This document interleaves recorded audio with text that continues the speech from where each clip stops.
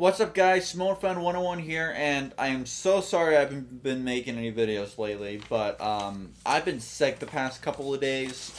Of course, as you know, from if you saw my video of fucking already I'm swearing, not even 18 seconds. Already 18 seconds in the video, and I'm already saying fucking.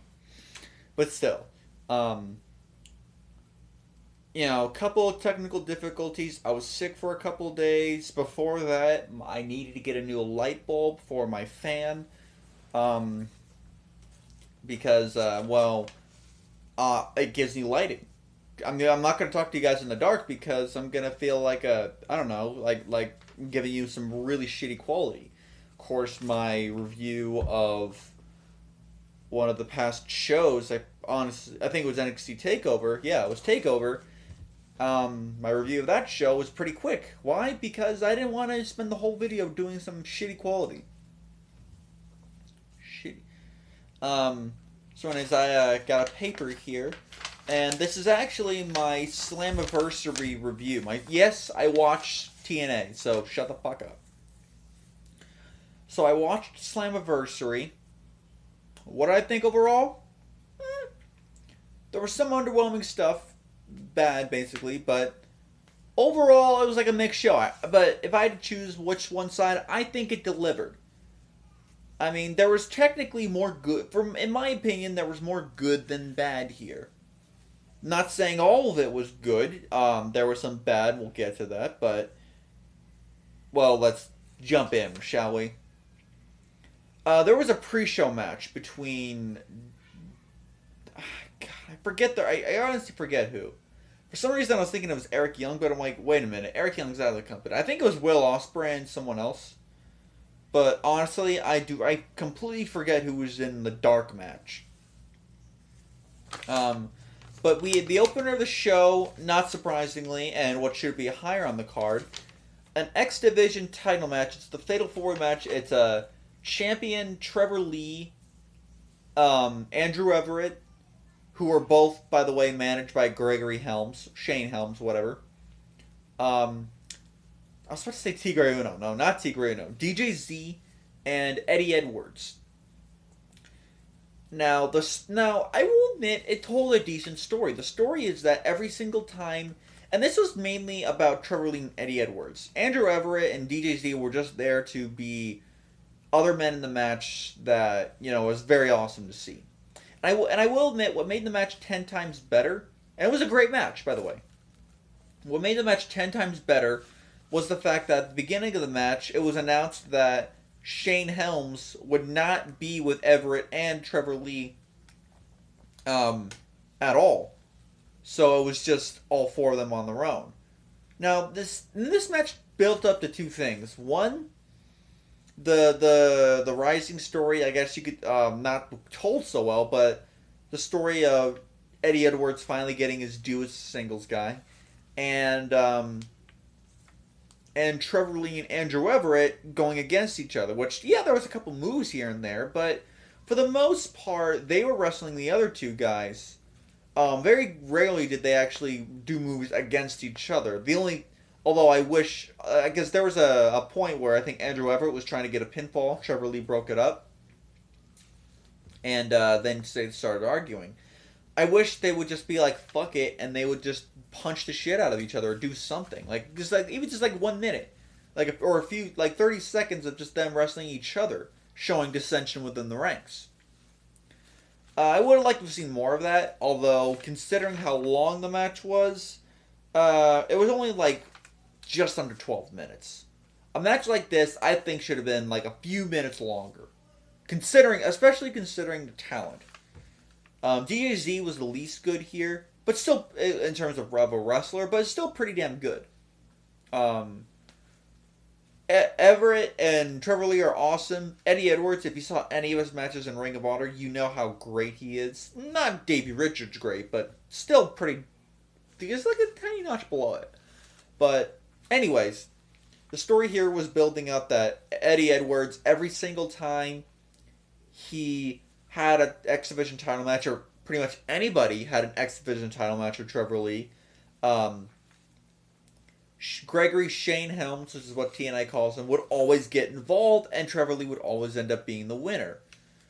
This was Eddie Edwards, little bit of redemption.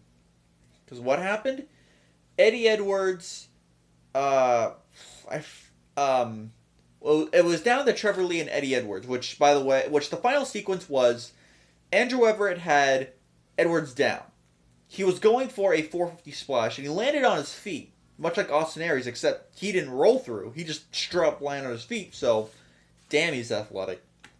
But anyways, he lands on his feet. DJ Z, formerly known as Zima Ion, does a jumping DDT, which Andrew Everett sold like death. And then DJ Z is sent outside. I forget how, but it's sent outside by Trevor Lee. So it's down to Lee and Edwards.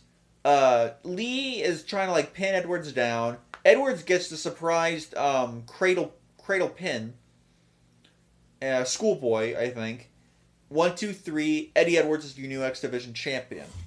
This was a great match. And Eddie Edwards definitely deserved it. Although I will say, with Eddie Edwards as champion, being one half of the Wolves, Davey Richards hopefully going to be returning soon.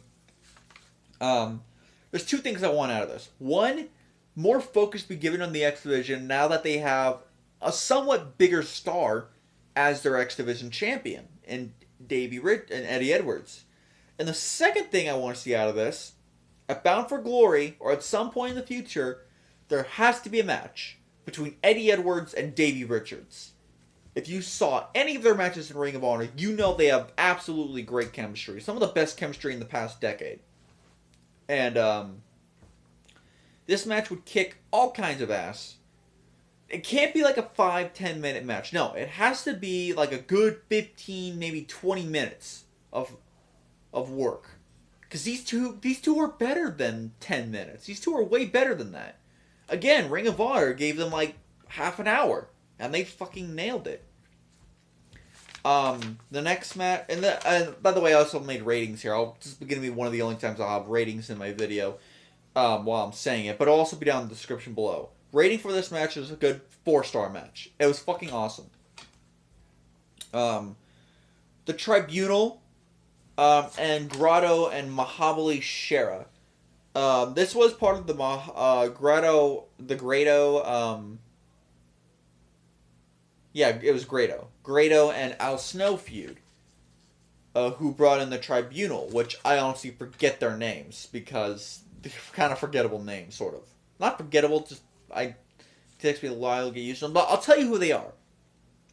The Tribunal, if you don't know, under different names, are actually Marcus Louis and Sylvester Lefort from NXT, which the biggest thing they did was Lefort losing a singles match to Enzo Amore 2 years ago on a TakeOver show, and Marcus Louis basically having shaving cream stuff thrown all over him, and him being bald. Yeah. So it was Lefort and Louis, which I couldn't tell it was Lefort, but I could tell immediately it was Louis because he was bald when he left TNA, and he's bald now, so I could immediately tell. But I looked up online to make sure, so yeah. One thing I was this match sucked. Straight up, this match sucked. I gave this match 1 1/4 star, and that's only because of the energy given from Grotto in this match. I mean, I'm gonna call them Lefort and Louis because I forget their name, but the Tribunal did fine. But this match was only given 7.5 minutes. Looking back on it, it probably would have been better that way because Grotto and Mahabali Shera are not good. They're not that good. So, Grotto and Shera lost. There was this one. There was only 3 things I liked about this match, and they were pretty damn minor. One was was Grotto's, the fact that the crowd was firmly behind Grotto, when they gave him time, of course. Second was Mahabali Shera's springboard double axe handle, which, let's face it, none of us, if you were watching this pay-per-view, absolutely none of us saw it coming. I didn't see it coming. I'm like, wait, what the fuck just happened? And the third thing I liked was when Al Snow was blowing the whistle. Al Snow was blowing the whistle. Grotto took it out of his hands and blew the whistle back at him. And by the way, part of why I hate this match was Al Snow's whistling. With his little whistle like a coach. I couldn't fucking stand it. It sucked. This match was shit. But those are the only things that I liked about it.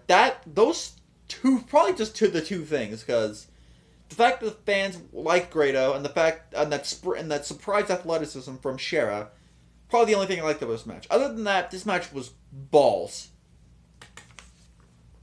Another match that was slightly better but still sucked ass was the Knockouts title match. Now, originally the bill. Now, again, another problem here, and this was that it was 7.5 minutes. Although in this case, it would have been better if they was given more time. 7.5 minutes for Knockouts title match. Then again, a month ago, Charlotte and Natalya was only given 9 minutes for what we thought would be an amazing match, a submission match. Yeah. So bullshit strikes again for the women in both companies. Especially since this tag team match coming up tomorrow night at Money in the Bank is gonna probably not be that great, and probably not given a lot of time. But anyways. It was originally between the champion Jade, who's actually pretty good, by the way. If you never saw any of her work in Japan, I saw a few matches. She's actually pretty good. And oh yeah, by the way, the Tribunal won against Grotto and Cher. I totally forgot about the result. Anyways, so Sienna was challenging Jade for the title, but what happened was there was an originally scheduled match between Gail Kim and Maria.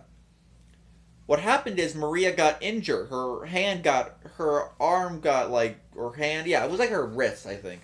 It got either fractured or broken, so she couldn't face Gail Kim.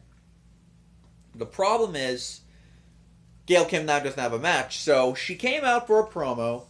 Gail Kim came out with, I think it was Alyssa or something like that, who, by the way, is the she has the highest pitched voice ever. I guess she's the cute bitch heel, which I guess in this case kind of makes sense because of her high pitched voice, which doesn't get annoying. Is that an accent? Is that her acting?